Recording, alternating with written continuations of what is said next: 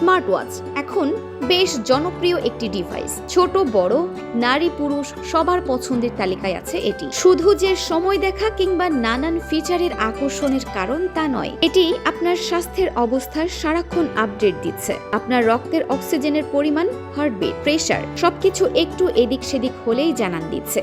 এমনকি আপনার পর্যাপ্ত ঘুম হচ্ছে কিনা তারও খেয়াল রাখছে এই স্মার্ট ওয়াচ। তবে স্বাস্থ্যের খেয়াল রাখার পাশাপাশি শরীরে বিভিন্ন সমস্যার কারণও হতে পারে আধুনিক এই ঘড়ি।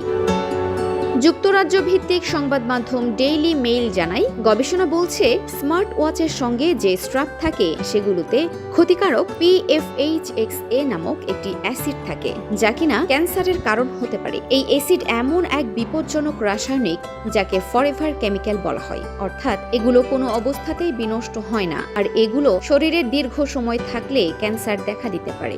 বিজ্ঞানীদের এই গবেষণায় ব্যবহার করা হয়েছে গুগল, স্যামসাং, অ্যাপল ও ফিটবিটের মতো বহু নামি দামি সংস্থার স্মার্ট ওয়াচ। এসব স্মার্ট ওয়াচের বেল্টে ফ্লুরোইলাস্টোমার নামে এক ধরনের সিনথেটিক রবার ব্যবহার করা হয়ে থাকে। গবেষকরা এই রবারের মধ্যেই উচ্চমাত্রায় PFHX এর উপস্থিতি লক্ষ্য করেছেন। গবেষকরা জানিয়েছেন, 12 ঘন্টার বেশি সময় যদি প্রতিদিন এই ব্যান্ডের PFHX মানুষের ত্বকের সংস্পর্শে থাকে তাহলে তা বিপজ্জনক হতে পারে। ফিটনেস ব্যান্ডের ক্ষেত্রেও এই রবার ব্যবহার করা হয়। রবারে উপস্থিত এই অ্যাসিড যখনই ঘামের সংস্পর্শে আসে তখনই তা ত্বকের লোমকূপ দিয়ে ভেতরে প্রবেশ করে এবং এর একটি অংশ রক্তে মিশে যায়। তাই এই ব্যবহারকারীদের ক্যান্সার হওয়ার ঝুঁকি রয়েছে।